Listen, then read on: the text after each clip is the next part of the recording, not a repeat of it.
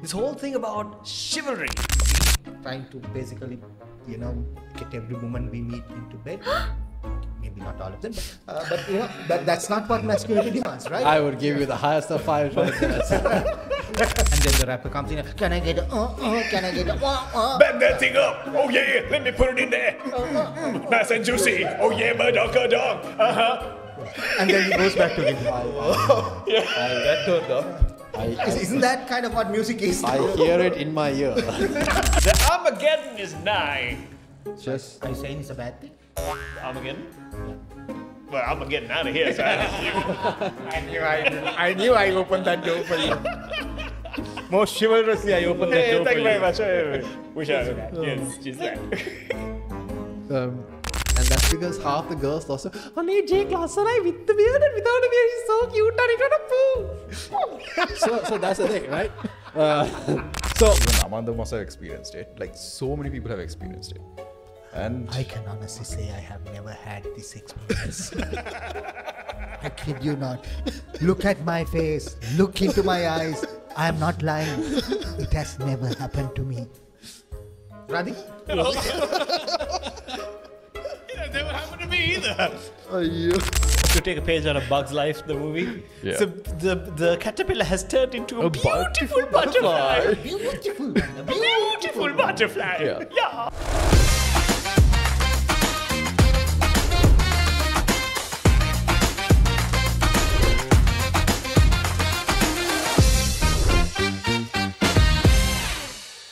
Hello everyone, welcome back to another episode of That's So Bro. Today is our final episode for season 2. That's right. Today is the last time you'll see this pretty face on this podcast.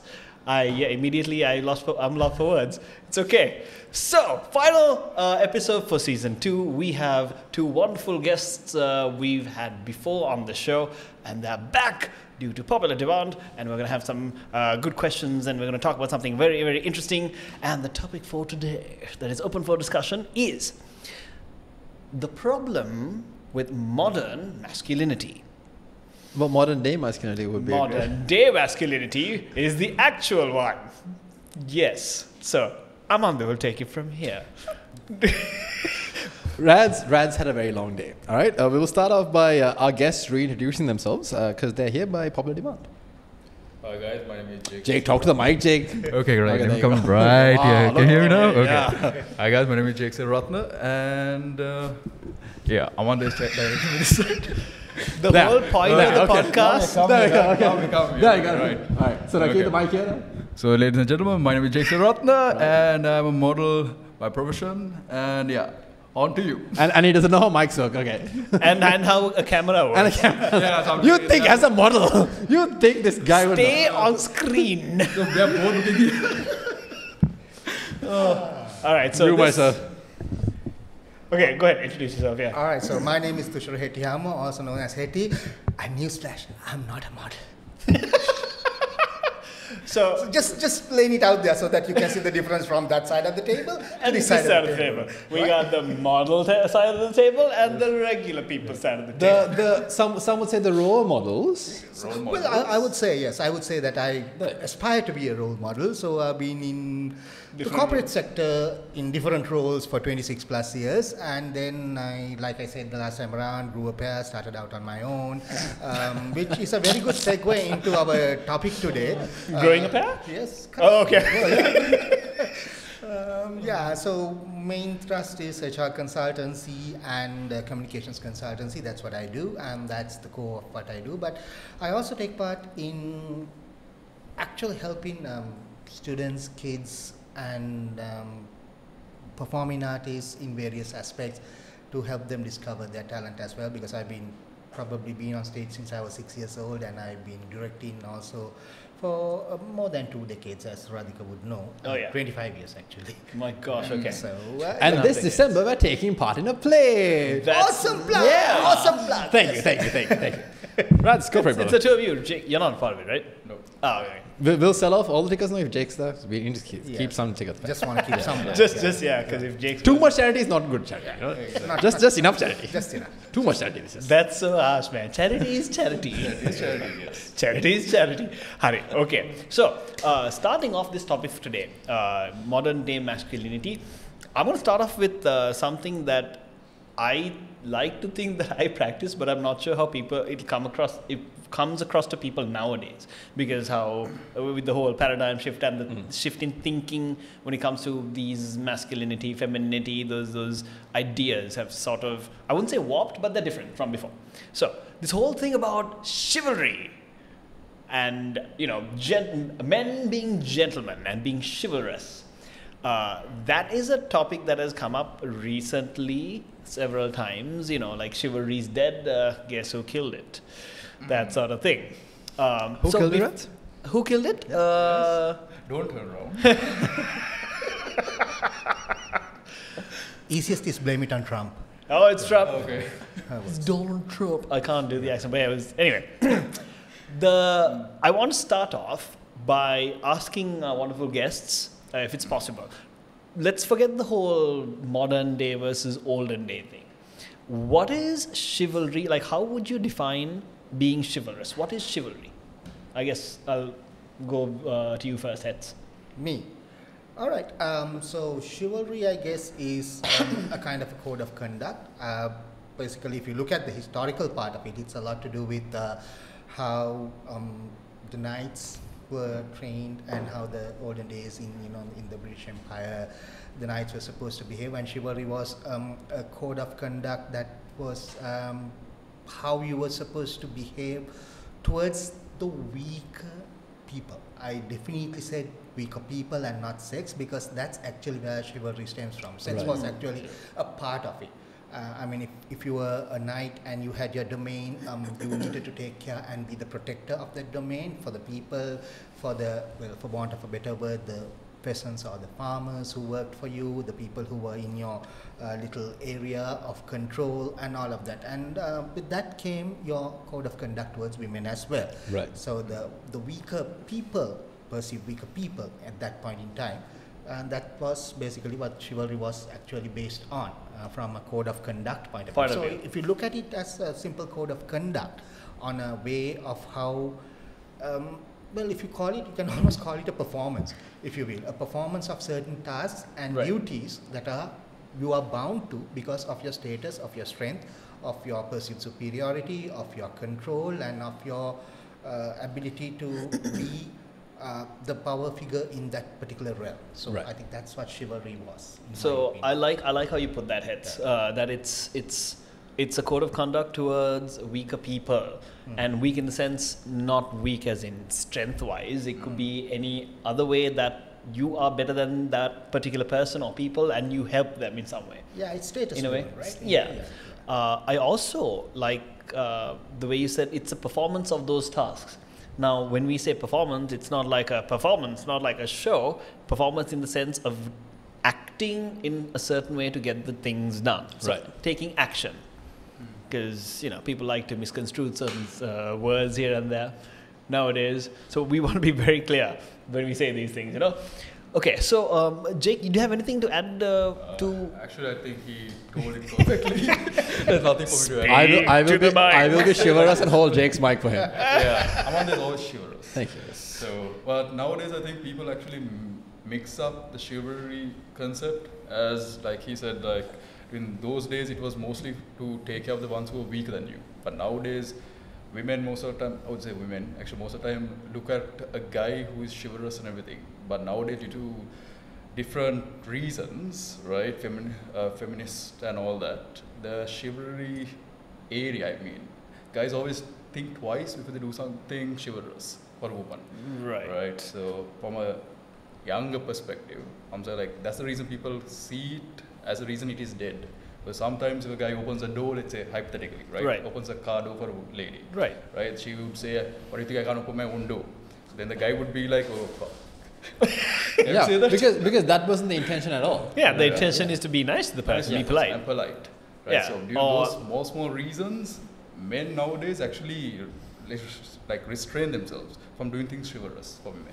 And for other Because you're not sure whether how it will be received, right? Exactly. Yeah.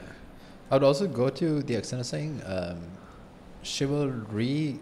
So historically, when it came to opening doors, do you know how that whole thing came across? Opening doors. Opening the doors. There was a door and you opened it. No. Sorry. The entire reason why gents would open doors for ladies is because their dress gowns way back when was so huge. They couldn't reach it. So you would have to go and say after you.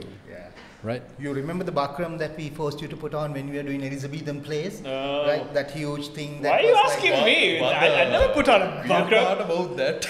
Yeah, let's talk about that offline. But yeah, you know, the Yeah. whole thing was like, it was huge. Or it was like a huge contraption that was there. That was covering. So you're right. I mean, Yeah. it's also part of that. Technically, people used to hide under that. Well, I don't know what Jake is doing. I don't know what Jake is doing in free time. I refuse to answer that question. I refuse to go there. Correct me if But I'm wrong. yeah, okay. Okay, we'll talk about that later.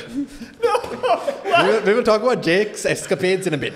But before that, Jake's capades. Jake's escapades. I would also go to say that chivalry has now been moved to a position of courtesy between genders. In that now what is believed is, like how Jake said, like I can open my own door, and a lady will come and open the door for you too. Yeah. So it's become more of a mannerism and a nicety, Right. as opposed to being the gents open the door for the ladies and do all these things. Huh. Okay, so if it's like a mannerism and being polite thing, I think that it seems okay to me. I mean, chivalry, going by the definition we kind of established earlier, it's a code of conduct that you do things towards people who are weaker or in the sake of politeness. Correct? Yeah. Being polite, being nice while we adjust Jake's. See, Takshi is being very chivalrous. Very nice, very chivalrous right now. I know you can't see this, right? I know you can't see this, Yeah. but she had to come from wherever she was to adjust this bugger's mind. That is chivalry nowadays. Okay, how that? Well, Takshi, well. Bravo. Okay. Bravo. Yeah, Takshi, yeah. A round of applause, yes. So I think that's fine. I mean, I don't know if there is a thing where chivalry is supposed to be, it's always the guy helping out a weaker person. Is that a thing? Because I'm not aware of that if it is. Wait, have you ever heard about a woman being called chivalrous? That's a thing. We don't Exactly. connect that So, word with women yeah. also. Yeah. Because I think it originated, like he said, from during the days of Europe, during the night era and everything, where the man was actually pointed as the chivalrous Right. gender. Because in those days, the men were supposed to be the stronger person. You're supposed to take care of everybody, and especially the knights. They were the protectors of the land, of their people. They were the ones who went into battle, basically. Right, yeah. They were the ones who wore the suit of armor and went out there and fought Put the their wars. lives on the line, yeah. Do you think that takes away from guys having to be that person nowadays? Because the responsibility is not on you, right? It's the onus is not on you to be the honorable person, to be the one who steps forward and do all that. Yeah, but that's where the evolution part of it comes into play. Because when he mentioned about how it has evolved, and when you also mentioned about how it has evolved to what it is today. Right. So the evolution part of it is where it is every tradition, every code of conduct will evolve. If you look at a code of conduct that a corporate writes, and I've written a couple of companies, Right. it's very different now from what it is. So there's almost a defensive mechanism written into a code of conduct when it comes to sexuality and genders, where if you really look at it, it's almost like a thou shalt not is written into a code of conduct. Whereas thou shalt, or the positive part of it, was what was there when chivalry actually came in. You Right. will do this for women, you will do this for men, you will do this for peasants, you will do this for children, Right. you will do this for the farmers in your community. But now it's more and more because, no, you should not do that, you cannot do that, you cannot do this. So if you take the code of conduct and look at the transition of a code of conduct over the years, you'll see that it itself has evolved. And that evolution, I think, is symptomatic, if you will, of how society has changed from there to here. Interesting. But do you think that's a positive change or a not so positive change? Well, I would say it's a necessary change. I won't say it's a positive or a negative, because I think it has been necessitated by the mindset change of people. Because as he said, I mean, honestly, somebody from our era, or somebody from an era before ours, maybe in the 60s, 70s even, or 70s, 80s, wouldn't have thought twice about a man opening a door for her. Right. And they would have been thankful and said, thank you for it. Right. But then the perception of what that entails has changed. And with that, the code of conduct itself has had to evolve from a thou shalt to a thou shalt not. I mean, that's where the commandment has changed. Because now, I mean, not everyone, by the way, if you open a door for a lady, not all ladies go, you know, I don't think I can open it on my own. Don't you think I'm strong enough? Not all do that. But the thinking there is basically, oh, you think I'm just weak, so you're trying to help me so that I feel even worse about myself now. That kind of a weird negative loop of We as men only think thinking. about one direction. We Yeah, can't so think for for us- all of that. No, I think of NSYNC, I think of Backstreet Boys, not just one direction. One Direction. The older bands were quite good.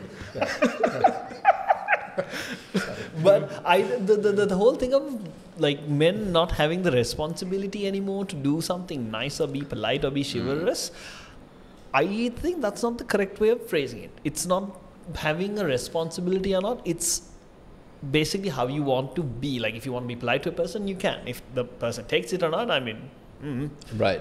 but it's not like your responsibility to you have to do this or you don't have to do this. You either do it and you'll get the good or the bad. Action as a reaction always. You get a reaction out from a certain action, whether it's bad or good. Or you don't do it and then, you know, and nothing happens out of it. Yeah. No, it's a fair point. Because the next question I want to ask you, gents, was, do you think chivalry has been taken in by some gentlemen to be a very subtle form of manipulation to gain favor with women? Like, I did this for you, and therefore. What? The chivalrous charlatan. Charlotte. Oh! Good job with the alliteration there. I must say, English degrees coming in use somehow. I see where you're going with that. This is nice guy syndrome, no? Yeah, the nice guy syndrome. So, you know, again, it depends on, here you go back to the idea of the performance. Where That's the performance, yeah. where you perform a task or whether that task is a performance. Right. Whether you're doing it with an end in mind. So when you begin with an end in mind, that is where it becomes a performance. You're like, I'm doing this, therefore I now need to be able to, you know, get under your buckram, as he would say. Right. Right? Or do, as some of us. Sorry, Jake, I you just- wild horse. Jake. Oh, that topic I'll talk to you later about. Subscribe to our OnlyFans to get Jake and the Buckram. Jake's Buckram. Special story. Yeah, so that's what you mean. So I agree with you. I mean, then I don't think it can be considered chivalry. You're right. Yeah. Okay. So Yeah. it needs to be the intent of the action defines what it is. Now, the intent of the action of the lord of the fiefdom or who is looking after that thing, his intent was not really to, you know, I'm doing this, therefore you need to do something for me, maybe. Right. Or maybe it was there, but I don't know. But for the true intent of that was, it's a code of conduct. I am the power figure, I am the authority figure, therefore I am doing this for you. Right. Right. But the reciprocal aspect of what it may be done today is something, then it takes it away from being a chivalrous act. Right. Yeah. So then you can't call that chivalry. That's just trying to gain advantage for someone else. But it's Pansology. sorry. Pansology. Pansology? Yeah, getting into somebody's pants. Yeah. Pansology. But I wanted to find out that it's not just about opening doors. There's a whole other code of conduct that come from the knight itself. So militarily, this is practiced among the officers and the airmen and sailors and troops and all that. So essentially, if you are in a room and a lady enters, the men are supposed to stand up in honor of the lady. But these are written rules. Now, these are a little older. So these are some of the things. It's not just about opening doors, is what I'm trying to get at. So if a lady enters a room, you open the door. If there's like a hard to access place, you help the person along. Now, again, this doesn't have to be necessarily a lady that the gents are helping. It can be someone who has difficulty doing those things. You're helping the person along, right? Another example is when you're walking, you always go with the person on your right-hand side, because the right-hand side is a place of honor. Yes. So if you have someone who is higher in authority to you, Right. and you're walking and talking with that person, generally you would walk on that person's left hand side. Oh, okay. That makes sense. You would put that person on your right hand side. Right. So that's the place of respect. So that sort of thing. There's also this though. Do you know what the sidewalk rule is? Where you put the lady Go on on the inner side? Yeah. So yeah, there's that also. So again, it's not the lady, it's the child, the weaker person, whoever it is, the person who needs protection, and the person who assumes the role of the protector will put the protected on the other side of the road, away from moving traffic. Right. Yeah. Fair enough. So yeah, things like that. It's not just about opening doors and closing doors. It's not about internal strength or anything like that. It's just being polite and helping a person out. Right. And then the Americans came and started driving on the other side of the road. Yeah, and they screwed everything up. Just camera do it like There's Americans. what's on kilometer what's on. But let me flip the script. All right, let me flip the script and ask you guys. Does the expectation of chivalry devalue men's efforts and emotional labor in relationships? This is the expectation of chivalry. You're The supposed expectation of chivalry. the expectation of chivalry.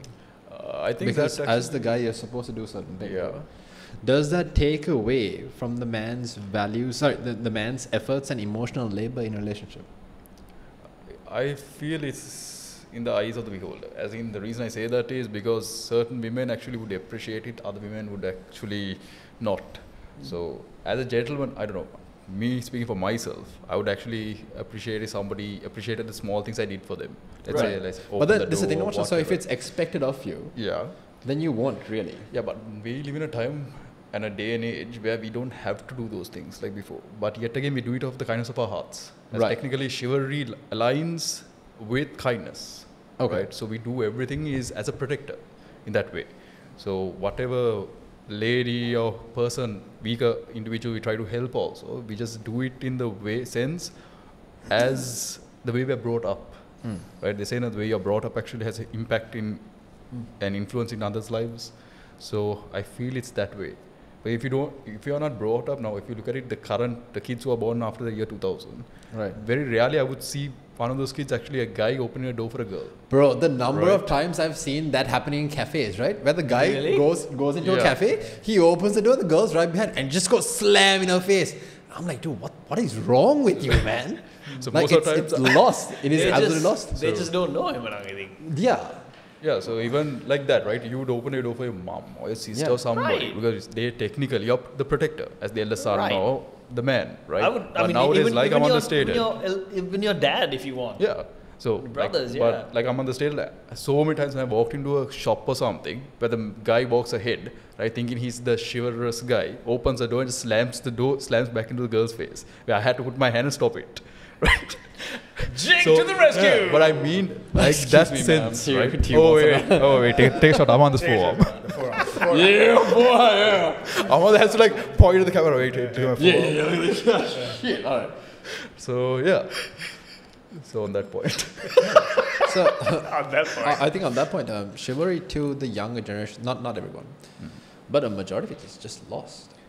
Is it lost, or is it just that they don't know these are like unspoken rules? Or that is you're it, supposed did it come to a place where we just never appreciate, and therefore it was just, what's the point anyway? Wow, Yeah, like, that's okay. also there. Because very rarely I would hear someone say thank you. Oh, Nowadays, yeah. thank you, welcome, are never spoken. Right? You can open the door. If I open the door, let's say for 10 people, only one person might say thank you. Yeah. And genuinely say and thank you. several others also walk in. Yeah. And they go. So that's small And, things. and I know Rashali takes that very personally.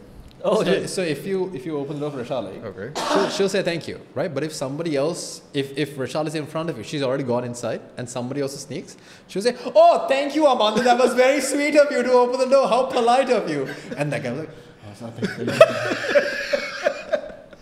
So I think you just made the point there. Yeah. Yeah. So I would say to a majority of like what Jake said, I do not understand why it is not as it was? Because I'm assuming way back when it, like you said, it was common courtesy to open a door and close a door. And Again, I think this whole idea of being courteous to people is a little like outdated. it's not outdated. It's just it's not there anymore, isn't it? No, Like also- being courteous to people, Yeah. because that's also part of being chivalrous. No, so when it comes to guys, right, when nowadays younger guys, I observe like if you're too polite, they say this, there's this rule, right, there's unspoken rule where they say that the bad boys are the ones who don't open the doors for anyone and all these things, right?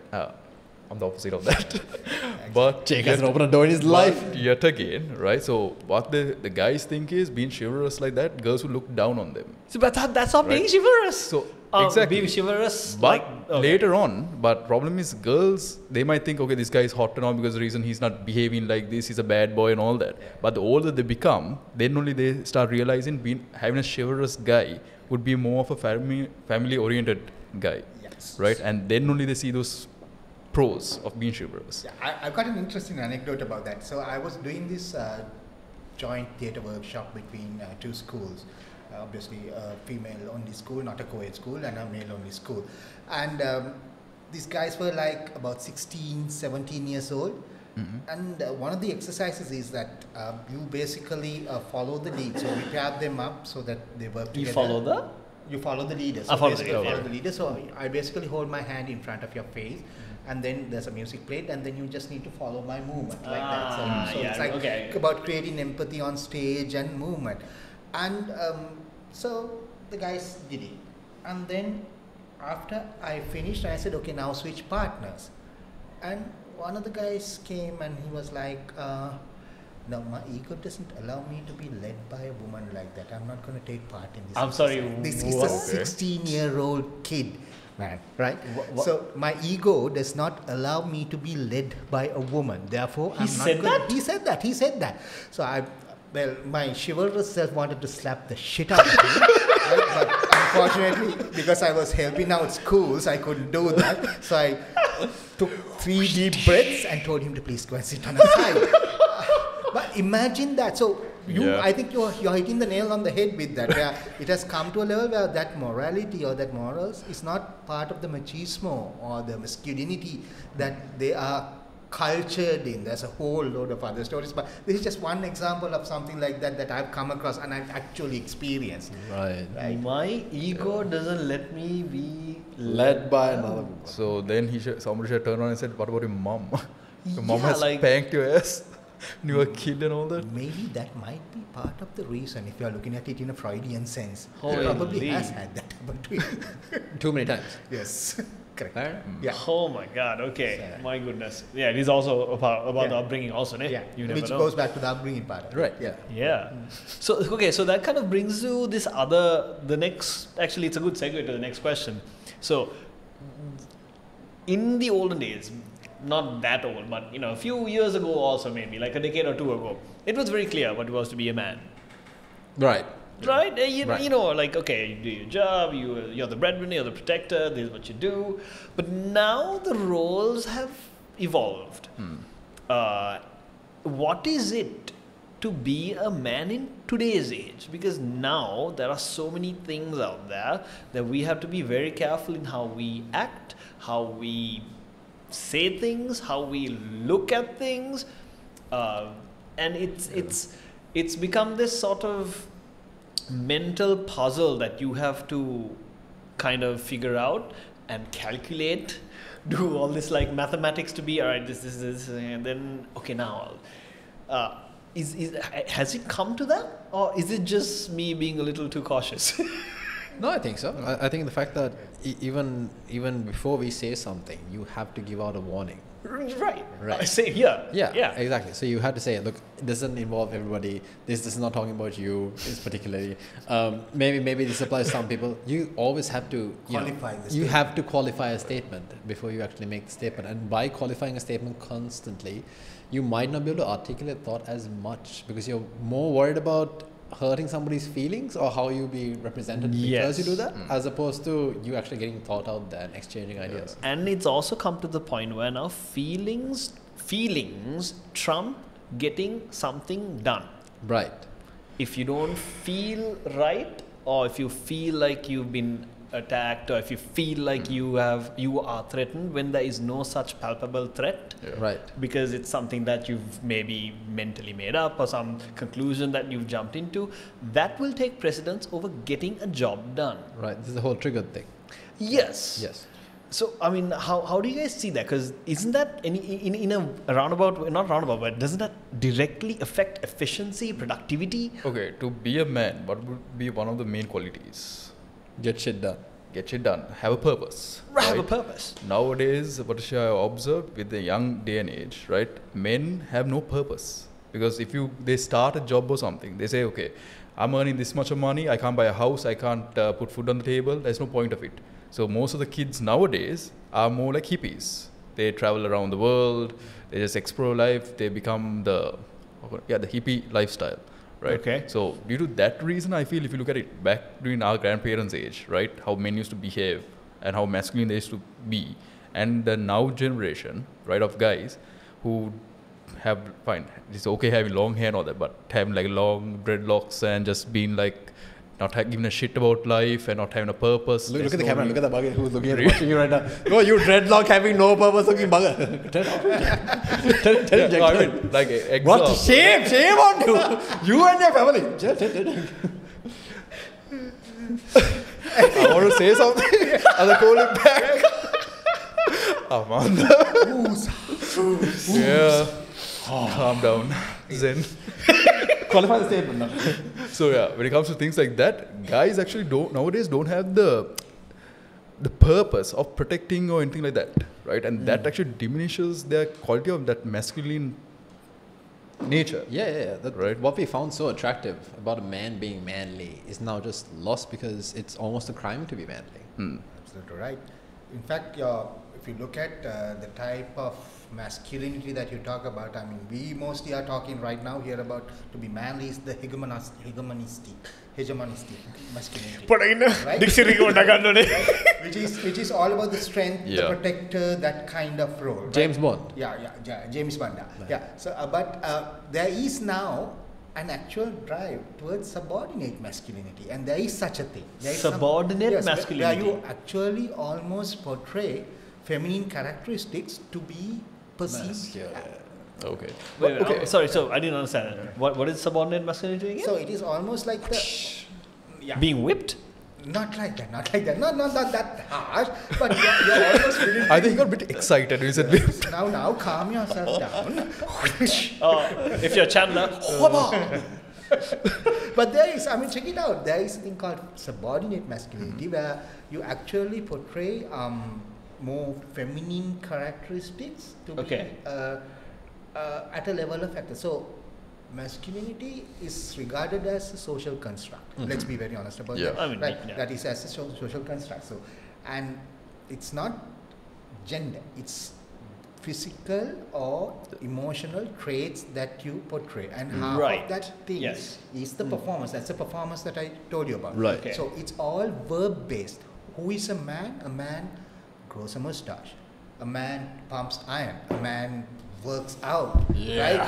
A man does not, a man does not go every time somebody says that. But he actually does. That's exactly. Absolutely. Yeah. No, it's like, and look at the guns on that guy. Like, But technically that all focuses on the hunter-gatherer perspective, right? Exactly. So that's the man is the protector, he becomes a masculine individual, and the feminine is the one who's supposed to take care of the household and that idea. So in the modern day, the hunter, protector, gatherer role can be... The supermarket. Yeah. the what? I missed that. Have you seen some of those checkout lines, man? Yes. Brutal. Mad things, bro. You know what I mean? It's a crazy world out there. I take my life in my hand every time I go to the vegetable aisle. Oh yeah. And the decisions you have to make. Cash your cards. Oh no. What is your rewards card number? I don't know. I'm so many. In that aspect, then, do you think society punishes men who don't fit into the traditional masculine stereotype? And if so, how does that shape men's sense of self-worth and self-expression? Because you took away, right? That was basically the character of the man. Okay. This is what you're supposed to do. This is Yeah. what you're supposed to be. Beat. But that also depends on the guy, type How of guy. How do you mean? So, for example, you get certain guys who are very naturally high of testosterone, right? And the guys who have high testosterone becomes normally dominant and masculine personality, Right. right? Compared to the guys who have more estrogen in their system, Right. right? They actually tone down and they actually bow to the people who have more masculine traits. Right. Hence, Right. subordinate masculinity. Yes. Right. Yeah. Exactly. Yeah. Perfect. So it's like that itself. So when it comes to that, I don't know how to portray it. I have a about it question again. about the subordinate. Is this something to do with being submissive? Yeah, it's about sometimes. I mean, when you say you can go head to head, like if you have, like he says, like the earlier part I said, let the hegemonies take the strong masculine part of it, and if you meet two of those, say you find an X and an X going at, they'll probably go head on against each other, trying to figure out who's the stronger, and then Right. that might lead to fisticuffs or whatever, or an argument or however it is. But the subordinate masculinity will probably give way. So some may Right. say it's intellect, some may say it's actual, but it could also be the fact that, look, I would rather right now be pliant and pliable and move away. And Okay. that's the subordinate masculinity part. of it. Because it's a threat to their existence, technically. Yeah, exactly. So when you're threatened in that, say, the fight or flight comes into play, and Right, then you right, go right. into the flight mode, because not like you turn around and run, but you're not like, give way. Okay, right, I'm not ready for this battle yet. I'd rather do that, and that may be perceived as weakness. And how they say we are breeding sissies now, and Yeah. things like that you hear people say, like we have sissy kids, brought up in that way. But that is another trait of masculinity. You can be Yeah. a man and still have that particular trait in you. Right. So it can change according to that. So Yeah. masculinity is not all about that aggression part of it, is what I think we need to understand. So and a classic example of that is chivalry and the embodiment of chivalry and how we talk about it, because that's not an aggressive trait. So like, here, I'll open the light door for you. You walk through it if you don't like it or not. Yes, sir. Yeah. Exactly. Oh, right. I see the examples. Okay. Yeah, there you go. So it's like you open it and say, there's a please and a thank you Yes. involved in that, and Right. that's definitely not aggressive masculinity. Right. Right. So that's how you can define chivalry in the modern day and age. So it comes under the the intellect masculinity type of phase. Yeah, there is a level of intellect that comes into play, but it's also almost it's almost triggered by a certain level of DNA as well in you. I mean, how much of it are you willing to go into? Or is it worth it? Yeah, is it worth it? And Right. also, is it worth it for me to maintain this social construct and conform to the, I'm going to stand my ground and get beaten to a pulp. Right. And Right. earn the respect of my peers Right. for having 6 less teeth in my mouth after this whole masculine display. Well, more or less prison culture. Yeah, Yeah. correct. Yeah, Right. there you Okay. But I asked that question because I know that even in Sri Lanka, there is more or less sissy culture, where they do worship the stronger, aggressive, masculine man, and there's like a guidebook and rules and regulations. What? Yeah. That's why I want to clarify if that Yeah.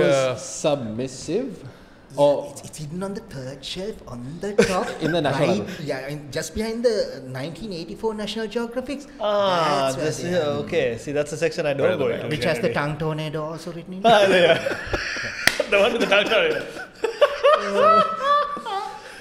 If you know what the reference is from, comment. Comment down if you know below. what the reference from, your partners are very, very happy. Your partner's very happy. Yeah. Very good for you. The Stifler. Yeah. Right. Coming back to the question though, do you think society punishes men who try to fit in the traditional masculine role? In this day and age, at least. It seems like it, ne? If you are that like the typical guy you're supposed to be, instead of looking at that person as just another individual with a certain set of values, that person is categorized and pigeonholed into this, label of, okay, you're a bad person, you're a bad man, you have toxic masculinity, you have, you're not part of society, you're like a detriment to society. But where's the fine line between that masculine and that toxic masculine? Toxic masculinity is kind of like you're masculine to a So much of an extent that you actually it's a detriment to people around you and yourself. Is that right? Kind of. Yeah. I think Or it's, maybe it's, you're it's just more destructive. Destructive, As in like as opposed to being constructive in how you portray yourself. I mean, you can be, good-looking guy and a macho. Do the beard, do the hair, do the whatever, and all of that, and you can be quite likable. I mean, people.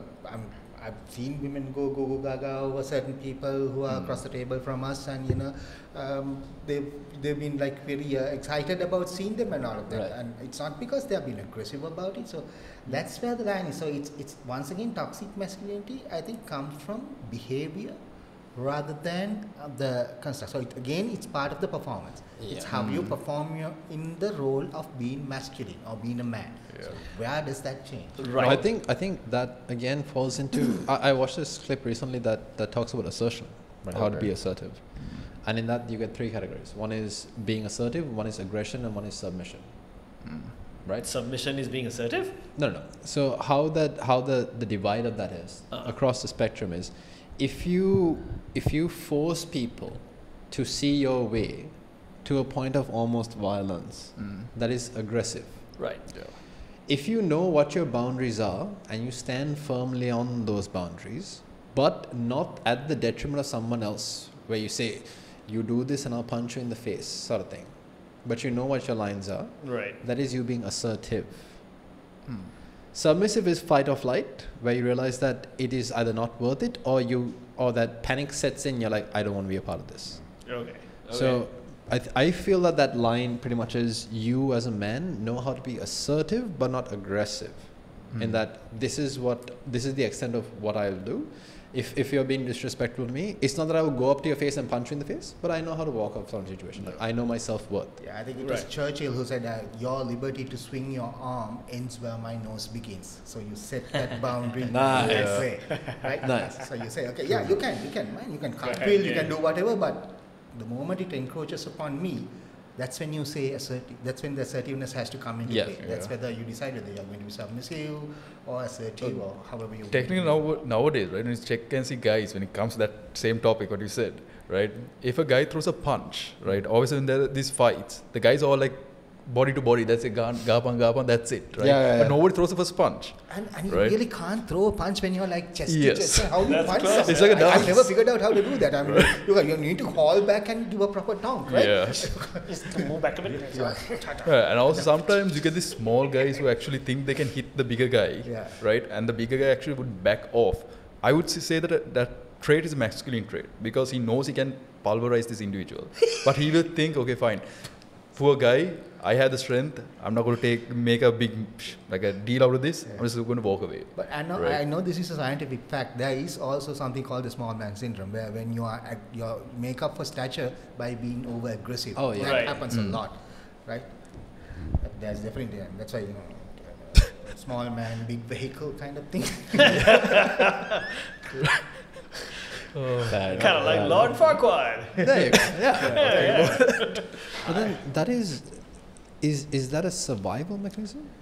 Yeah, it is, right? It is, isn't it? It makes sense. It's like, the bigger you are, the more you feel threatened by that person, and therefore you have that again. How you engage with that largeness and the threat of that largeness is probably how you then display which level of masculinity you have. Do you have the fight syndrome or do you have the flight syndrome? Right. So would you rather be like, okay, I'll challenge you in your territory, or would you like, okay, I'd rather be the guy who sits at your table and says, I'm with the big guy. Right. Yeah. And so we're talking about all of this, not just to point any fingers or do anything. It's just you got to figure out where you are at and figure out your boundaries and basically be the chivalrous person. Do the right thing, the nice thing, right? That's a part of all this, trying to figure out what it is that certain terms mean. I mean, this whole subordinate masculinity thing, that was the first time I heard that. Yeah. When it's not a bad thing either. If someone could say it's a bad thing, or you're just being a pussy or a sissy or whatever, but it's not. No, but then you need that in society. You need the... You need every aspect of the creative and the destructive person in society for society to function. Right. You need the psychopaths. You need the complacent people. You need the go-getters. You need every part of society to function for society to function. It is, what was it? It was the optimist who decided to fly the plane and the pessimist who invented the parachute. So you need every component of it to actually for society to properly function. The sweet ain't so sweet without the sour. There you go. Exactly. Yeah. So if you look at it from a linguistic point of view, chivalry actually stemmed from the word, the French word chevalerie, which is basically horse soldiery. Right. Huh? People who rode Horse on soldiery. horses Okay. and who were soldiers. So the knights. Knights. Who rode Yeah, on on horses. horses. And it actually entered the English language in, I think, 1791. No, 1292. Damn it, I was so close. Latter part of the like- latter part of the 13th century. Latter like part a of the one. 13th century, right? So Bit of a Hail Mary. that's when it actually originated. So it's horse soldiery. I mean, so it was a code of conduct, Right. which was supposed to be linked with soldiers who Right. rode horses, who were the knights. Yeah. So and hence, so that's going back then. So obviously it has now. Obviously none of us we looked at like bloody idiots if we rode a horse into a coffee shop and said, It'll be so. I wouldn't mind. I don't mind it as I will wear a suit of armor and I will go. I will do it. I will do it. No questions asked. Nowadays it would be more like thou shalt not clank your suit of armor in the coffee shop because it disturbs all the people who are on their TikToks. Yeah. And the horse droppings might also be a slight Yeah, problem. okay. Slight problem. Might get served up to you later on. I still think when you tell people what to do, you give them a form of direction as opposed to telling them, okay, don't do this, anything else you can do. And to that point, I want to ask you, gents, who is in nowadays modern culture a positive masculine role model rather, Right now? right now? Right now. Oh. Don't ask the US citizens. Sorry. Elections is tomorrow, right? Yeah. So there will be one candidate they would say would fit that criteria. That election. Got to make stuff great again, yes. But then outside that, who is a great role model you see nowadays? Pop culture, is pop culture just society as it is at large? John Wick. John Wick. Okay, well, Jake, that we explains went into. that explains the hair. Okay, I see. So yeah. That's the thing, man, right? I don't think there is, because you do get the extremes, right? And I would say an extreme, if you really look at it, would be the Andrew Tates, where it has to be women. You can stay with any amount of women you want to. It's all about money. It's very superficial, right? And the complete opposite side of that is you should almost be ashamed to be a man because everything that is wrong with the world is the patriarchy. Blah, blah, blah, blah. Oh my God. So yeah, I then, hate where does the younger generation look to? Okay, Whew, the silence is. No, Yeah, I no, would when- say, honestly, one of the best, male role models that you have seen in the recent past, for me, would be the former US President Barack Obama. Okay. Mm. Yeah, I mean, for he strikes a balance. He's not Yeah. overtly in your face, aggressive masculinity portrayed. I mean, he has the level of chivalry where he has a perceived relationship that is very good with his wife and all of that. And the other one, even from a real life to the screen level, is Denzel Washington. Yeah. Right. I mean, like. Okay, I agree there. 100%. I mean, if you look at that, I mean, strangely enough, both of them are African American men that we are idolizing. But the reason is they've lived true to what they believe in, and they have not been guided by what society demands. Per Right. se. I mean, for someone like Denzel to be part of that Hollywood culture, it would so easily be a path that he could have walked down. Right. But he stuck true to his faith and his beliefs and what he wanted, and he wasn't moved by what was dictated by society at that point in time. Right. And I think that also is something that you need to look at from a masculine point of view, where not to be abrasive about it, but to hold true to who you are. Yeah. And I think that's why the fact about the evolution of masculinity and how society comes back at you and how we are ostracized for being masculine per se, I don't think that should actually become a concern for us, because I think what we need to do is, are we doing the right thing? Right. Are we doing, I mean, are we being aggressive towards women? That's not what masculinity demands. Are we trying to basically, get every woman we meet into bed? Okay, maybe not all of them, but that's not what masculinity demands, right? I would give you the highest of 5 for this. But seriously, I mean, you define it. No, but seriously, guys, I mean, isn't that what it is about? It's about holding true to what you believe is right and what you know to be morally right, and it's a moral construct as well, right? I mean, that's what it is, and that goes back to why kids nowadays don't really want to open the door and let someone in, because the moral structure has changed for them over the years. Morality has evolved. I mean, that's the reality of it. Morality has evolved, and these kids are not brought up on that. Yes, they may see their parents doing that or that, but their generation is not going to be demanding that. So then, because of that, they are actually acclimatizing to the moral construct of their age. No, I totally agree with that, because we had role models as Mahali and Rocky, people like that. Goku. Okay, Dragon Balls, Goku. And he's still around though, Yeah, Goku's still around. Still around. New series is happening too. Yeah. So technically like that, even the anime we used to watch, right? Yeah. They have the portrait, like the image of a masculine individual. Yeah. But at the same time, though they were so masculine, they still had the compassion. And they understand. So that's the thing. Right? If here's a pop culture reference that everyone would get, Superman. Right. Yeah. He's also, I mean, the way he's depicted now in like the movies, especially with Henry Cavill's Superman, and then the recent comic runs. What is happening there? Henry Cavill's mustache. Yes. That's A not mustache. The stash.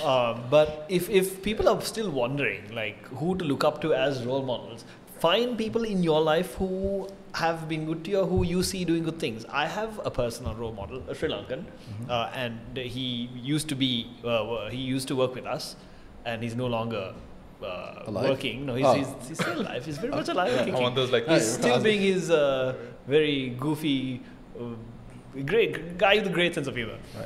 Me? Oh, hey, yo, thanks. I haven't known you that long, but hey, this is what the influencing does, you guys. You know. Okay, sure. Anything you want to hear, darling. Whatever helps you sleep at night, sweetheart. But I mean, look to your superiors, your peers, your subordinates. Even there might be someone there who is doing the right thing. But how would a kid know? Yeah, exactly. Yeah. Good question, Jay. How do you know what the right thing is if the right thing is not credited for? Because nowadays, right, pop culture has just changed so much that mainstream mainstream music itself, I don't understand what to. Like, I don't even know anymore. You know what I mean? You're telling me. It is so far gone. And everything is so hypersexualized. Yes. That I don't know where exactly. Sorry. Right. I'm sorry. I understand we're what you're laughing saying. at hypersexualized. Yeah, go for it. No. We're laughing. I'm laughing because, and it's so true. Annie and I were driving back home By the way, a couple of days ago, and he's my wife. Someone off camera, yeah. Yes, it's off camera. It's a very progressive. It's a very progressive relationship. Yes. Yeah. Yes, Annie. So anyway, I would drive back home, and then this song comes, like we were listening to like Gold FM or something, and this song is like this guy coming on, hey girl, I know I did something wrong, but I'm sorry, and I'd like to have you back, and then starts going into the song. Right. It's very romantic, and he sets the tone, and then he doesn't, straight away go into like, I'm sorry, I did this, I want to do you or whatever. He just goes, the lyrics of the songs are nice, and then he, explains certain things also, and that's music, and he just lays the surrounding of the movie. And then the rapper comes in, can I get a can I get a Back that thing up! Oh yeah, let me put it in there. Nice and juicy. Oh yeah, dong. and then he goes back to the That turned up. Isn't that kind of what music is? I hear it in my ear. But I could agree, right, on that, because nowadays the music industry also, there are even the rapping, right, there is no meaning behind it.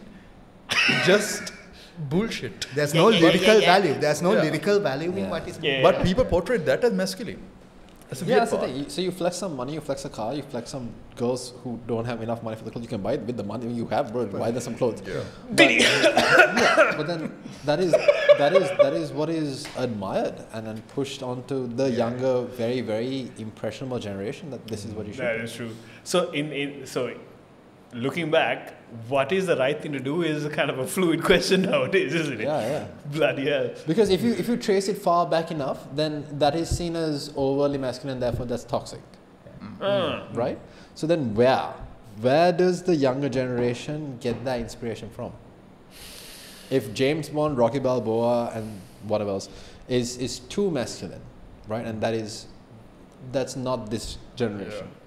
And if you look at pop culture references now, I'm not going to call names, but there was a song about wet asses and body parts. Wet ass! I would say that Right, generation right. is doomed. Yeah. The reason for that is also this. Normally, the easiest person you could actually think of as a masculine individual, good masculine, would be a father.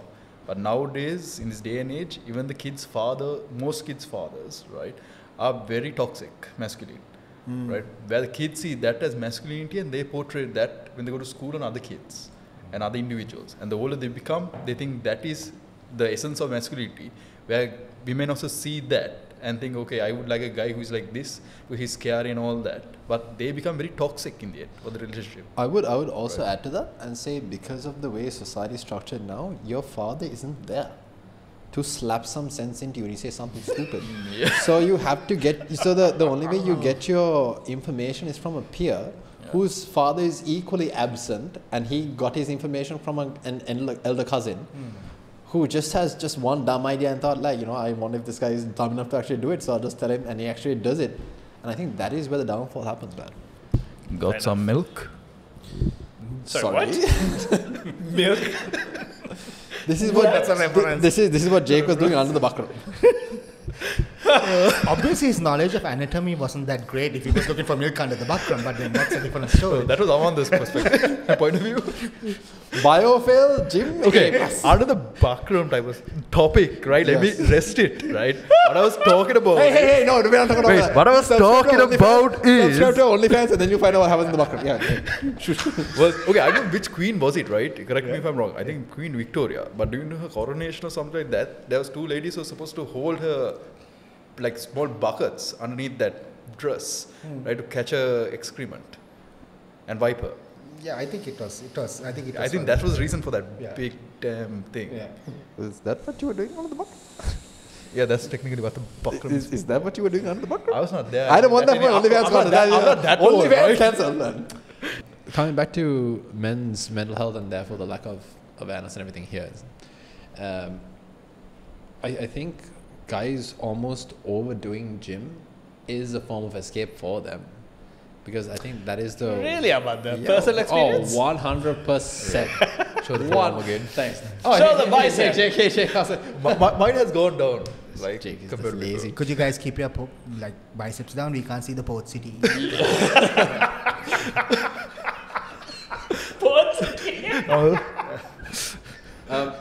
And running back to that point, do you think there is societal stigma around men's mental health, and that is even guys having that stigma help them just not address the problems that might be pushing them ever so close to the edge?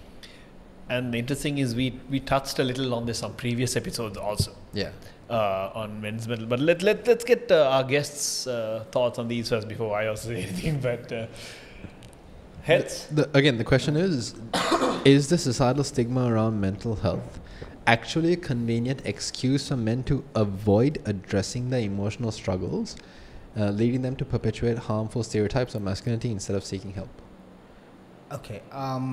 For me, it's actually the other way around.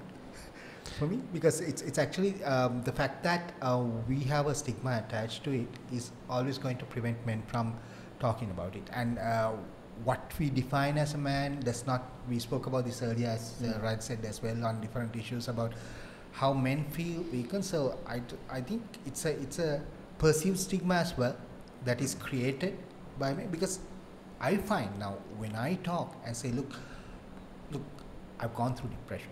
I've done this, right? I've had times when I didn't want to get out of bed and get on with my life, right? But then when I talk about it, you will find different circles who will support you in different ways.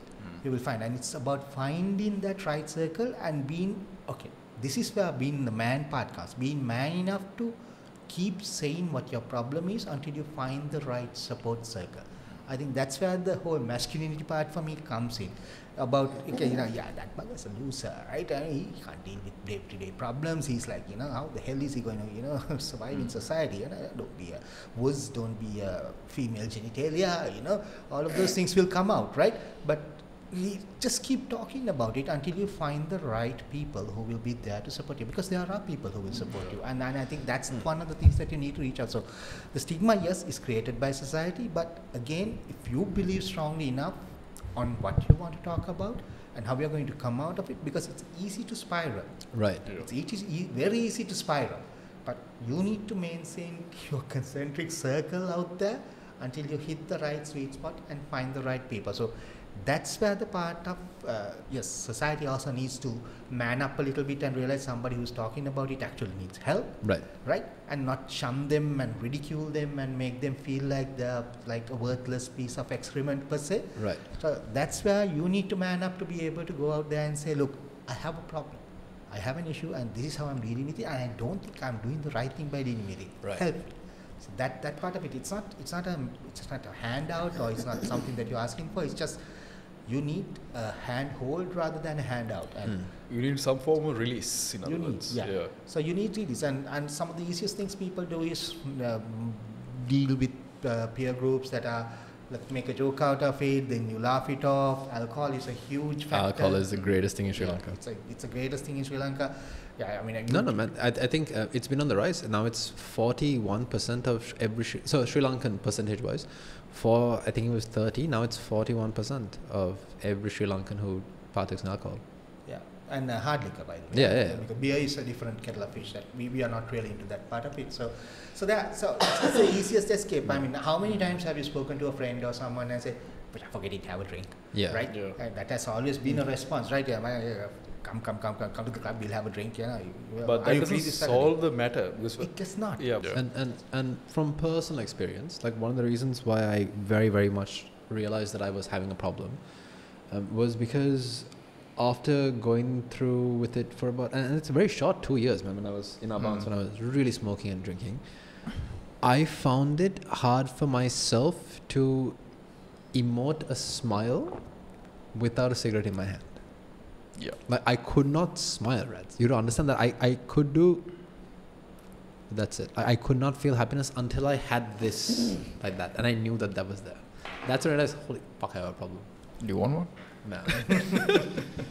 It's been 14 years since, brother. I haven't looked back, but that is the situation, right? Because there's nobody to pull you out of that shit. And there's plenty of people who come and say, "Yeah, Machan, let's just have a drink." And I think that is also because, like how Hetty said, first of all, you need to have the courage to talk about problems, but you have to also want to search for a solution, because what happens on the other side is that becomes your identity. Like, I have this problem and that problem. Yeah. Don't you feel sorry for me? And then the other person doesn't know how to deal with it, because they're also not sure of how exactly. So the easiest thing is, let's go have a drink. Yeah. They are not emotionally equipped. They don't have the empathy to deal with that particular situation. Yeah. And I think also it's an excuse that, so if I break down, because what is being pushed on my shoulders is so much that I can't take it, that while I'm telling you my problem, I break down, I can always blame it on the alcohol. So sorry about that, Mashan. Yeah, the alcohol and the music and the ambience and all that shit. I was a bit drunk. Yeah. No, that is the main excuse what guys go for. But yet again, okay, no, I personally don't drink, right? Like I told. But I had to, when it came to certain issues in life, I had to like figure out one thing is, you should know who your friends are and who you could go and talk to. That depends on the company you keep. At the same time, you should be masculine and in your own masculine state, where you should be comfortable with yourself of talking about this problem, right? If you don't talk about this problem with somebody you actually value as a friend, close friend, and who doesn't, and a friend is normally somebody who will give a ear, right, to whatever you're going through and help you to advise. It's just somebody who will just listen to you, in other words. But if you're not going to be confident in yourself and then after that talk about the problem and get it out of your system, right, it's just going to yet again fester up. And that's why I feel that most men, the reason they cannot get it out also is, one thing is they're not sure about themselves and they're not in their energy. At the same time, the company they keep with others is also terrible, right? Because all those traits, people are all toxic people. So they would say, okay, fine, let's go and have a drink. Forget about this. It's done. Or let's say somebody passed away, something, right? Just forget about it. Everything's forget about it. Yeah. Right. And I think there's also a lot of, I think social media plays into it a lot. Yeah. Where it says, you're a man, so you need to man up. And one of the famous sayings that was on that I kept seeing was, don't talk about your problems because 80% of the people you tell your problems to don't care. The remaining 20% is happy you haven't. Yeah. So. And also regarding this, right? This small research I did. When it comes to now talking about the problems, now the most amount of death rates in the world about men, if I'm not mistaken, is in Japan, right? Oh, okay. And due to that, they technically have a forest called death forest. Yeah. Right. Yeah. So when it comes to that, most men nowadays, because they have nobody they can talk to, they're turning to AI. Right. And but problem is when it comes to that, even in US recently, one kid committed suicide, right? Because his AI girlfriend actually told him to commit suicide, right? So yeah, that's a problem. But when it comes to like the main issue here is, right, people don't have people they could talk to. Yeah. And express themselves and also be accepted without being judged, right? So people are trying to find so many forms of ways to cope with that. Right? And we as a society, the best way we could actually help others is just give a ear and listen. I will also then extend to say that I did a program recently for Maharaja, and for that's why I was forced to find this research, right? And in that, country by country, there is so much accessible for women and children, and barely anything for men. Right. In Sri Lanka, there's one government organization that does, and 3 NGOs that have. Nothing for guys. But if you keep saying men are the problem, and you don't offer a solution, where do you go with your problems? True. And there needs to be a method to the madness. There needs to be a science behind it as well. I mean, it's not like, we can talk here, but I can say outright, I'm not qualified to, actually counsel a person who is at the point of the ideas, because I can speak from personal experience and I can help someone, but there's a whole science behind it, and perhaps identifying that, like you rightly said, Aman, there's something that we need to do and say, okay, if men are the problem, then let's also provide them with a solution as well, so that they can actually at least have a place they can reach out, which does not consist of alcohol and cigarettes and the negative point whatever it is, addictive point of view, so that you can say that. So it's very easy to go down that path. It's very, very easy to go down that path, and it's not so easy to come back out. I would really like to see a woman actually create men's, not a society, but a community or something for men's mental health. Right? You'd be surprised at the number of ladies abroad who have tried, and they've been shunned by I think there is one Instagram account I follow, and that's called the Tin Men. Okay. All right, and this gentleman from the UK, I think, does it. He's so meticulous with it that he comes up with all the research you could possibly find out. Right. But his comparison was and always will be the fact that, so he'll talk about like classic studies where men have tried to form safe spaces for the men in universities. And before it even started, it was closed. But what was the reason? Other people have complained saying that they don't feel safe. This is a terrible thing to do, that this is toxic, Then that's where I say feelings have now taken precedence over getting something done. Oh yeah, exactly. for sure. I know, feels so good. Yeah, but the other thing is, it's not like we don't have anyone. Not like men can't go to therapists or psychiatrists or anything. It's just there is no proper organization or place that all men can go to. Yeah. Right? To sort of be in that safe space. You have your men's circle. But it's harder. Even that, I would also say that. So during this session that I have hitting, I have it at this this clinic called Vida, right? The psychologist would come to me and tell me, look, if they say this, do this. If they say this, do this. And if they say this, do this.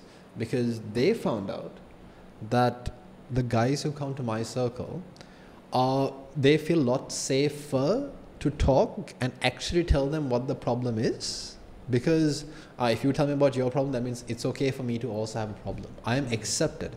Whereas I think during therapy sessions, they feel that they're being interrogated for something that they did wrong and not accepted for being human. And for that reason, they just won't tell you. So like for check-ins, basically what we do is after every like very, very light warm-up, where we throw a ball like 50 times, there's something called a check-in, right? So for 3 minutes, nobody will interrupt you. Just tell me how your last 2 weeks, 'cause every other week, how your last 2 weeks, Machan. The first minute of that is a very surface level, Machan work is hectic and this and that and that. And then there is a lull, and then it just goes, right? And these are guys and that is when they start breaking down, the suicidal stories come out, the I was touched when I was a kid comes out more times than you would know. Yeah. More times than you would like. It should, like, it's so weird. You see that person for all the troubles that person has to deal with, and still keep that person's life going, keep his life, continue his life basically, work, family, whatever.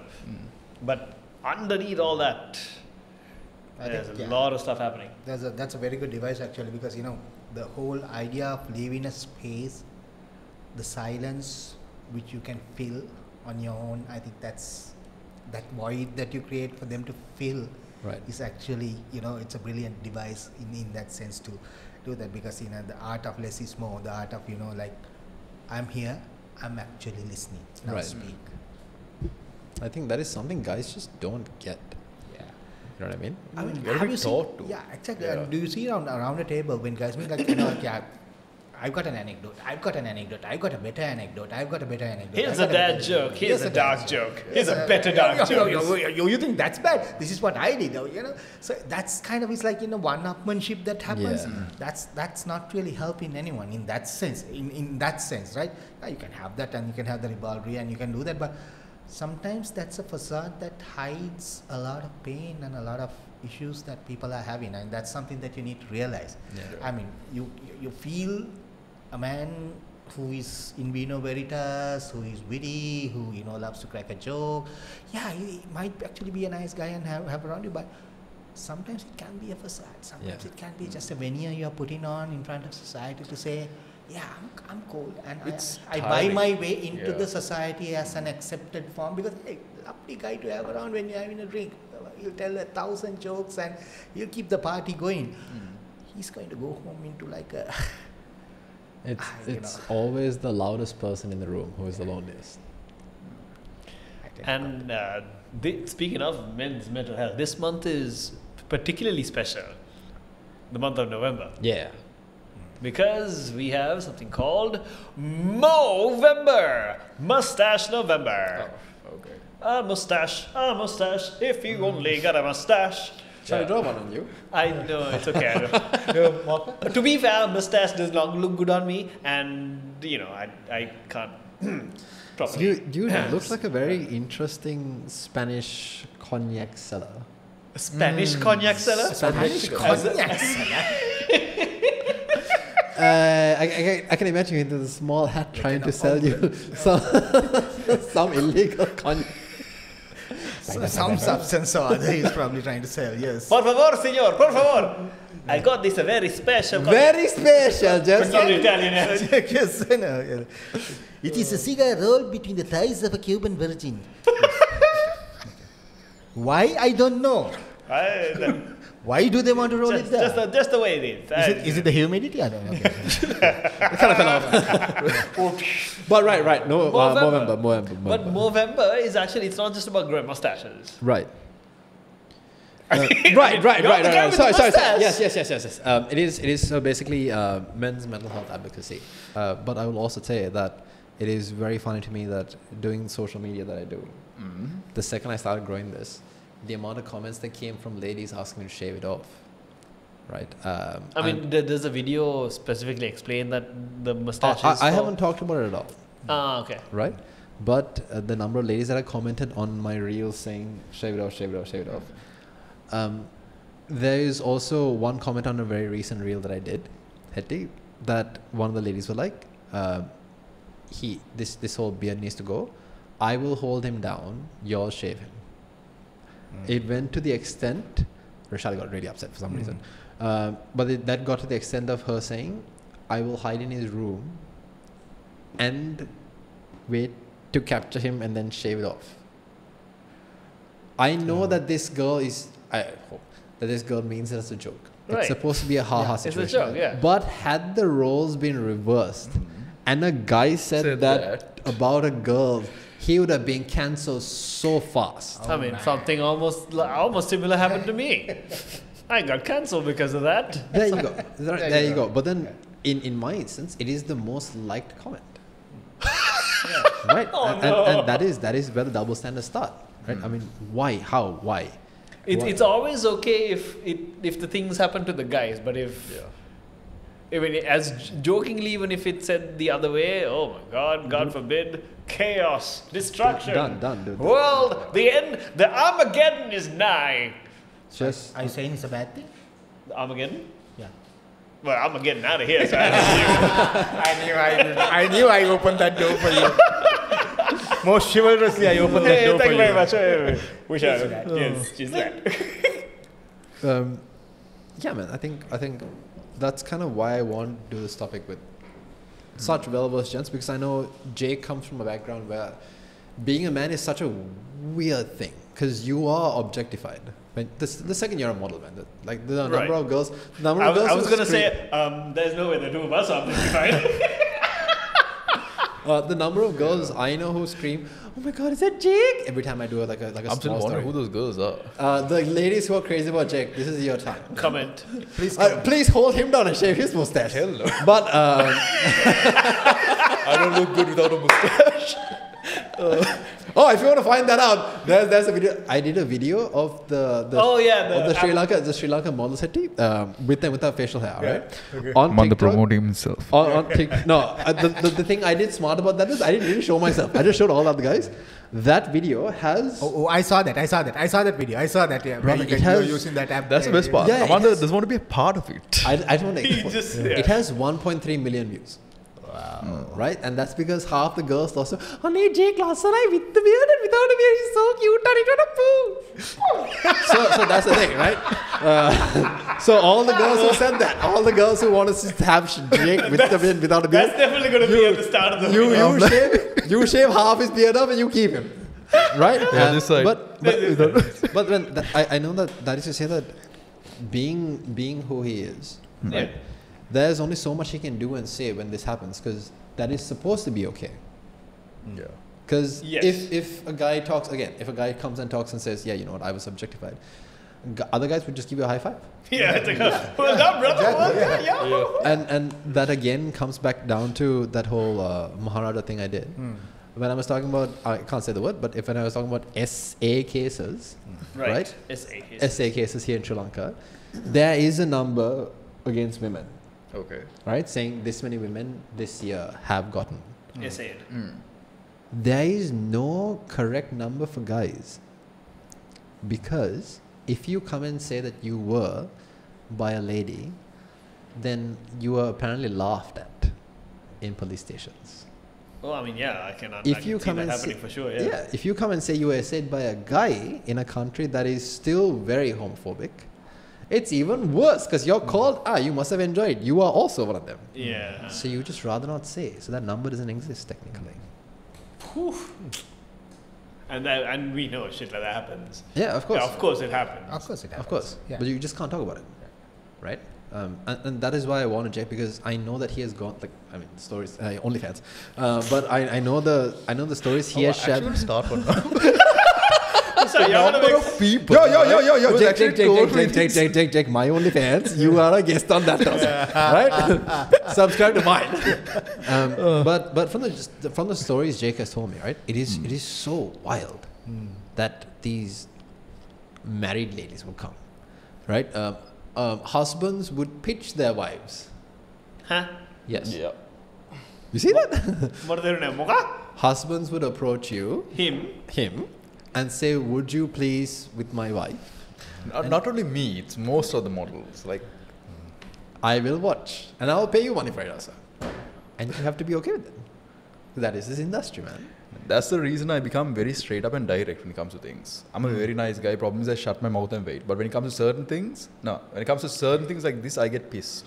As in, like, if you're going to do some... For me, it doesn't seem to be very masculine. Not even masculine, like Ducky. decent. Yeah. Ducky. Like, I would never want to share my partner with anyone, right? Anybody who comes, I'll like kill them. But yet again...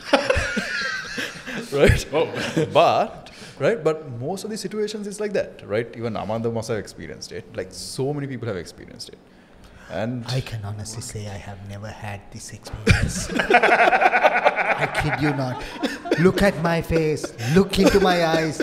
I am not lying. It has never happened to me. Radhika? It has never happened to me either. Like, okay, it's only on this side of the table. yeah, see, the good looking side of the table, the pretty privileged side, and the regular folks. The regular. Let's try to call ourselves at least the intellectual side. The intellectual We ain't got nothing going for Comedian us, side. brother.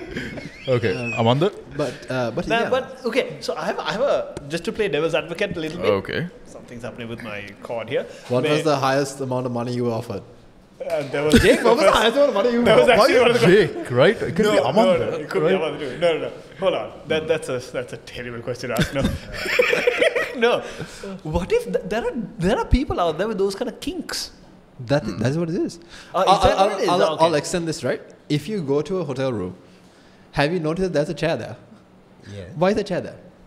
It's always a single chair. Why is it facing Why is the a bed? single chair? Yeah. Why is it facing the bed?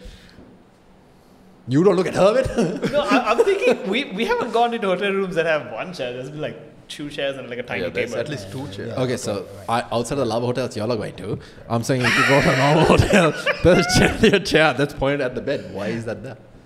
To sit on. I have no idea. Amanda No. in the statement here. Yeah. He seems to have experience. Is that the sit and watch chair? That's a sit and watch. That's a cup chair. Seriously. Yeah, that's a That's cup a chair. cuck chair. It's a cup chair. Wow. I'm sorry, what chair? The cup chair. The cuckold. Right, yes. Okay, Yeah. cut chair, yes. Wow. I'm sorry, could you turn? Yeah. That's that, and that is one of the main reasons why I wanted Jake. Hetty, because I know that given your history in drama, Yeah. it is that a guy has to dig into his deepest emotion on that stage to perform. Depending on the situation. Depending on the performance, for sure. Yeah. But then I also know that not a lot of guys are still in tune with their emotions. No, they're not. Right. You're right. So that must be a quick twist when you have to on stage just putt and start becoming this completely different person. That's why we don't do it putt.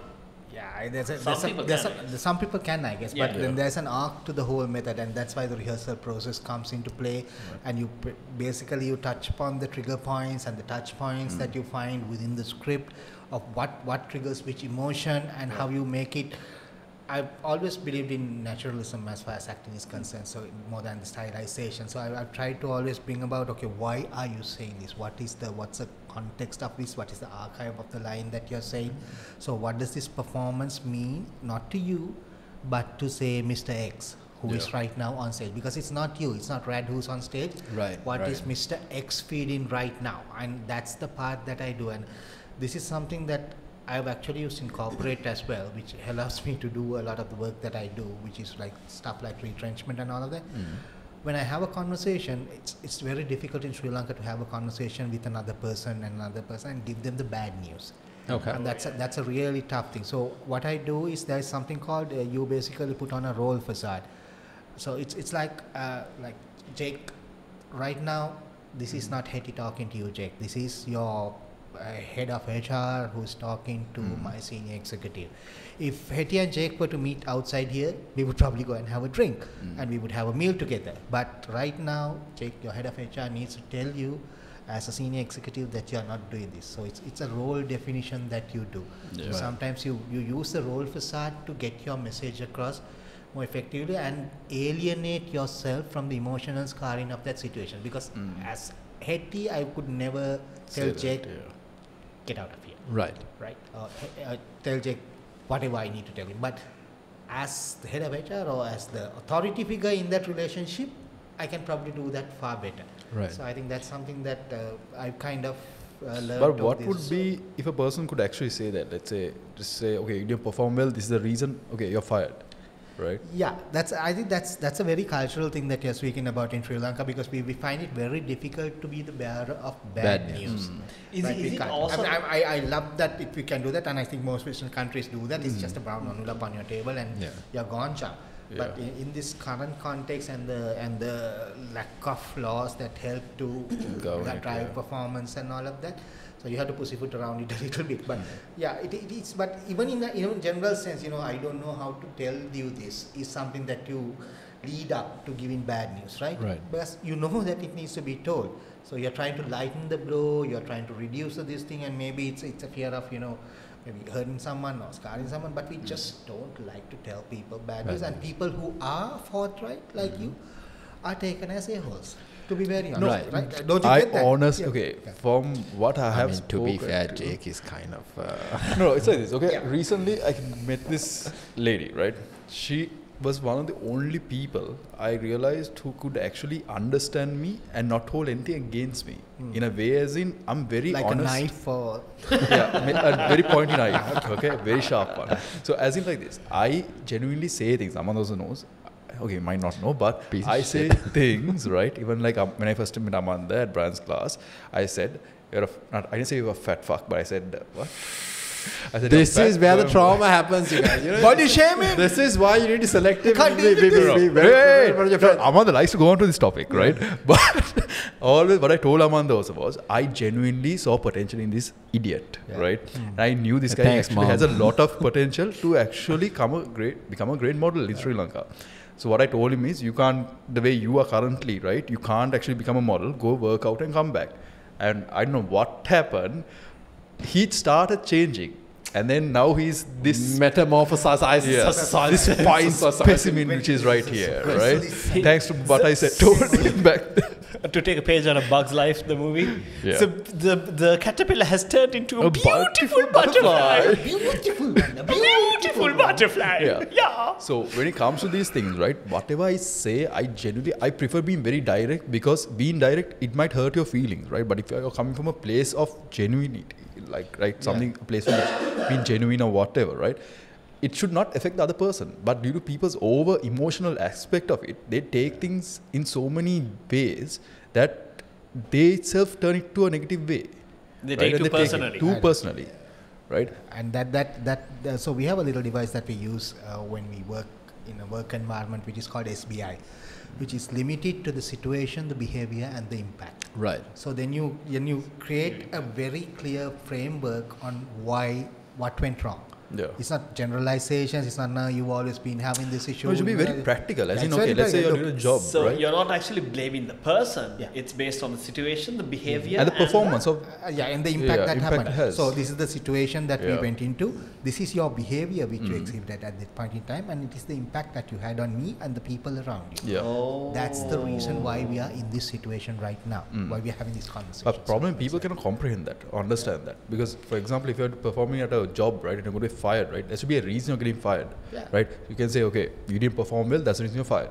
But what happens is, nowadays, people just go around the topic. Oh, so you didn't come to work on time, it wasn't like this, it wasn't like this. And what I tamai I pointed in. Again, right? SBI, you limited the situation, the behavior, and the impact. Right. So, Yeah.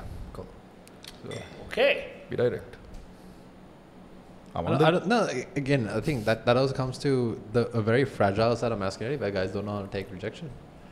It's that and It's called maturity of realizing, like, okay, this person doesn't mean it personally. He Right. means it Man, because of this yeah. category, Yeah. right? Or he means it genuinely because he sees, like, No. Person try to do something good. Take the work aspect out of it. Like I know that some guys, when they get rejected by approaching girls, and the girls just not interested in him, right. then it's like, yeah, I don't want you, right? And you just become very bitter towards it. not quite. Yeah, you do become bitter because of the rejection that happens to you. For Yeah. example, right, some time ago when I was way younger, right, I went to Arugambe, I think I told you this.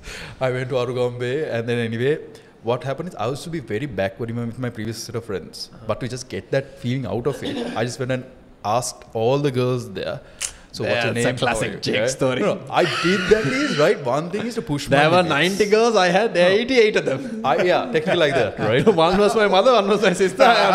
They were not in our company. But yet again, right, what happened to me was I was rejected at least 40% of that, right? When I go and spoke to a girl, 40% right? of the time. Wow, that Yeah, sucks. 40% to 60% anyway, right? But from the girls which were there, right? I literally was rejected so many times. But I thought, okay, fine. Screw it. There's plenty of fish in the sea. Okay, Yeah. hi, what's your name? Right? I did that also not because anything, because I want to talk to them or whatever. I just want to get that fear out of myself. Right? Okay. So something like that. But probably people need to know, guys need to understand, if you get rejected, it doesn't mean something personally.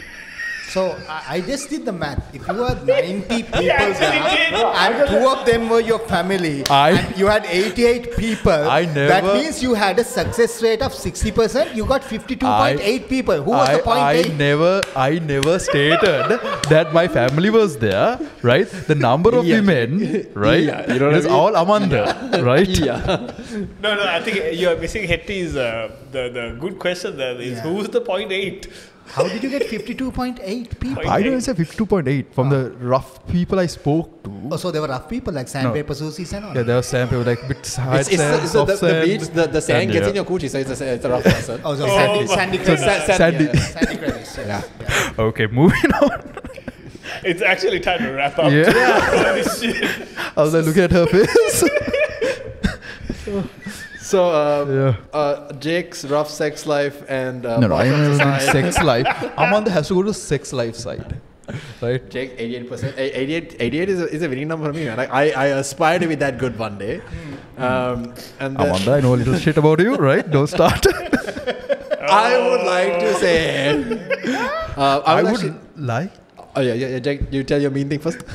Say. It's a bit too personal for Amanda. No, you should be chivalrous, no, Jake. I'm being sure. Exactly. Yeah. Point He taken. came and slapped The him in the start face. started off how we started the topic. Chivalry. Yeah. Okay. Amanda, Brought continue. it back full circle, baby. Back to using humor as a defense mechanism. So, to close up, I actually wanted to ask you guys both a very important question. All right, and this was something that I saw was answered at I think some pageant, something about that. Okay. Right. I will ask you guys this question: if you had to, and let me get this right, if you had to leave a message for the younger generation that's watching this about masculinity, what would that message be? I'll give him the first answer to the question. Okay. Until you think of the... That's a very good device to use. Yes, I agree with Tactic. you. Okay, yeah. Again, so if you were a role model for young men, what message would you want to convey to them? Be true to the values that you live by, which you know are the right thing to do. No matter what pressure society puts on you, what pressure peers put on you, be true to the values that you believe and know are right. Don't be swayed in any of them, and learn the art of saying no. Actually, perfectly stated it. No, Jay, you can't do that. You have to answer, This is dude. still okay, backwards. But I would actually say same thing, right? Oh, wow. Okay, know great. yourself, Great line, bro. right? Know yourself. Don't be persuaded by other people's opinions or their views, right? In your heart of hearts, you know what is right and what is wrong, right? And the values you were brought up with, use that. You know what is right, and take the right path, without letting other people influence you, impact your life, and go on the wrong path itself, right? For example, hitting somebody, it's a negative thing, right? You won't go and do it to your parents. Why would you do it to somebody else? So something like that. He took Hetty's answer, he chat GPT this set, changed his answer into simple words and then put it on there. Yeah, Thanks, Jake. Thanks. I'm saying it for the people like on. Just to side up on that, But there's a Greek term for that. It's called notheseuton. GNOTHESEUTON. Notheseuton. Know thyself. Yeah. That's what you need to do. No, say that's what you wanted to say. I know I want to thyself. say that too, bro. I have a tattoo of it. I know thyself. Yeah, for sure, know thyself. With that, you guys, I think we'll close. We'll call it a session. It is a session. It's Gentlemen, the end thank of you the so much. season. Thanks so much for joining us. And that is actually the end of our second season. Second season, 2 seasons down. Is this the last time I shall host? We don't know. And ladies and gentlemen, we'll be wrapping up the segment today, and this will be the final time we'll be having. You guys, I don't know who gave you liberty. But this won't be the last time we see you. Oh, no, definitely not. I'm Yeah. back. Yeah. Yeah. But I just want to say it's been great being. Oh, yeah. You could hear. Yeah. It's been great being the host for that. So, bro, no, that sounded so cathartic. But no, it has. It's been a good ride, and it's great to like talk with people who know what they're talking about. I mean, we have you guys. We had amazing guests before. We covered a lot about men's mental health, something we don't talk about. We talked about mental health in general. Basically, things that are not spoken about openly in most places. Okay, I'm going to talk from the audience's side. Where are you going? Where am I going? Yeah. No, but maybe I'll be right here. I'll ask you one more question. Rads, in your experience of now, how many, like, the couple of episodes have we done? 14, 15, yeah, more than that, yeah. Who was your favorite guest? My favorite guest. Look into that camera and say. One favorite, huh? One favorite, without a doubt. My favorite guest, and no favoritisms, is the man sitting to my left right here. Actually You speaking, just put him on. Actually, He played IQ 9000. I asked IQ 8000 question, he played 9000. This it's actually I true. won't see the rest of them ever again. Who cares? Best part is I saw that coming. I did want to get Sean Amarsekara on here once, but then he had the show. He had Fiddle on the Roof happening, so he could make it. Cool. Yeah. But That would yeah, have been yeah. awesome to have. Yeah. A couple of others also, but yeah, no. It'll be, hopefully you'll have me back at some point. Yeah. But yeah, it's been a good ride. Yeah. Yay! Awesome. That is so, bro. There we go. And with that, thanks you guys so much for watching. Please do subscribe. Watch all of Rads' episodes and like them and say Rads is very handsome. Thank you very much, guys. Gents, thanks so much for joining us on Thank you such for an having us. important topic. And we will see you guys in the next season. Ah, shit. Yoshi will be back. Yoshi will be back. Oh, damn. He's back after sailing all over. See you guys. Have fun. Stay safe.